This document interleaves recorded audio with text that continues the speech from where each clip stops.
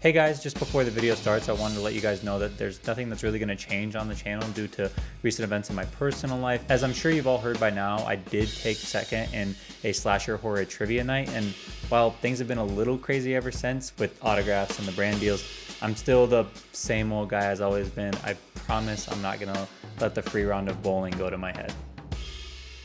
It takes a long time for icons to become what they are. At one point, Michael Jordan was a rookie.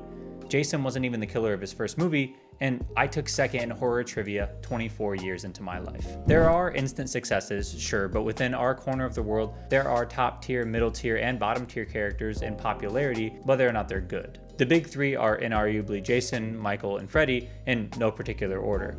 Their masks, weapons, faces, whatever it is about them, have withstood the test of time for this long and won't entirely be forgotten even if left untouched, for a long time at least. Michael's most recent movies made Mondo Gazunga's amounts of money despite being gone for about a decade at that point. The thing about them though is that these characters, or the movies within, were all rookie Michael Jordans at one point. One argument you could make is for Michael being an instant classic though, his movie was the highest grossing indie movie upon its initial release, which is rare of course. But, and here's where the main plot of the video comes in, without the sequels, threequels, squeakquels, and upwards of 10 or more movies for all these characters, their impacts may not be as felt as they are in the modern day. Nightmare on Elm Street was initially released in 1984, but its big success and eventual dubbing of Freddy Mania didn't start until 1988, when at that point the movie was on its fourth entry. The character was everywhere at the time in a way that's apparently hard to describe unless you were there. Jason's fourth movie had a higher first weekend box office than the other three by a decent margin.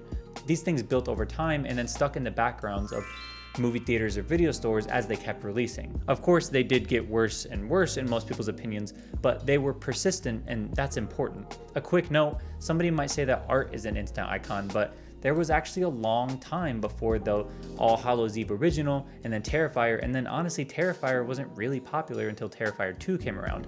That's when the character really blew up, and another case of persistency. A more modern example of this would be the Fast and Furious franchise. Those movies were fine action movies, they made good money, but ebbed and flowed in popularity and in quality.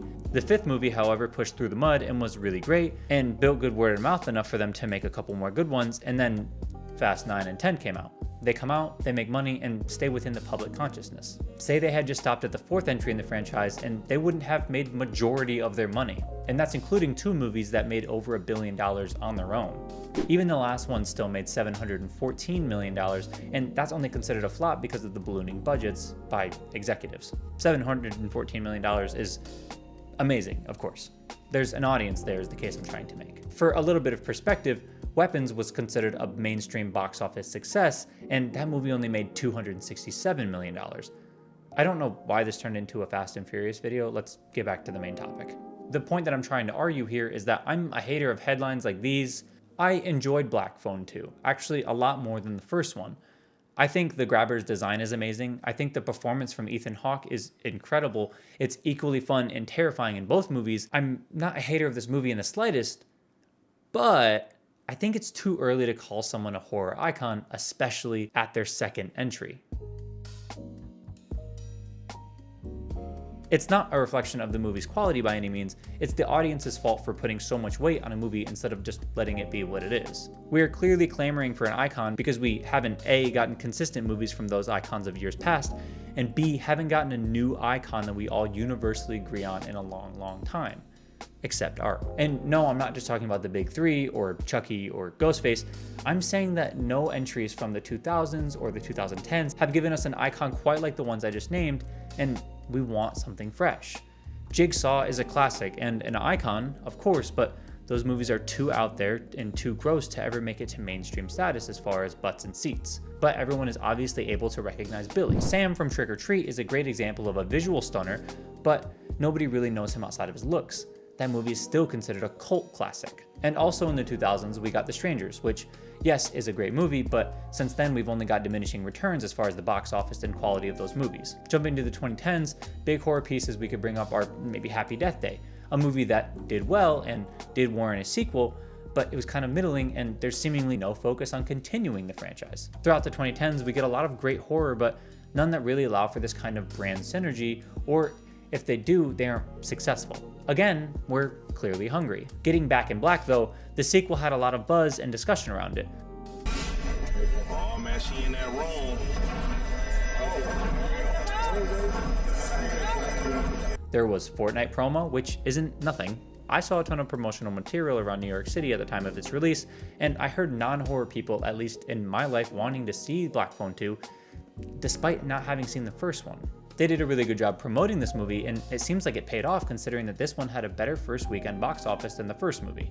As of recording, it isn't on track to make as much as the first one, but I don't know, box offices are weird now, and I don't even know if it really matters. If it does really well in streaming, that could warrant a sequel, and it still made a bunch of money. All right, getting out of the bushes here, is he an icon? Yes, in a couple of years, let's see how it ages. If they continue with this character, he absolutely could be. I think even if they left him untouched now, the celebrity status might be remembered fondly.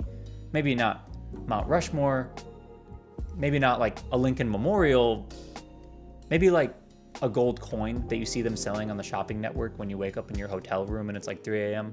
Maybe, I don't know. If they do continue with him, they risk tarnishing the goodwill that they've built.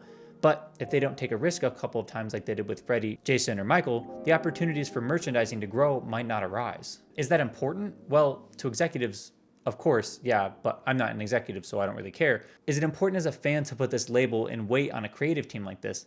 I don't think so. Letting the movie be what it is will allow for a story to naturally develop from Scott Derrickson, whether it be with The Grabber or not. We want good original movies. When was the last time that pressure for a rushed sequel for something beloved resulted in a good movie? Do you want Child's Play 3 again? Do you? But what do you guys think? Is he an instant icon like Art the Clown? Do you think that they should continue with these movies and making sequels until he becomes something, or leave it alone and see what happens? Let me know in the comments down below. If you like this video, show me by liking, subscribing, and sharing it around. Otherwise, thank you for watching.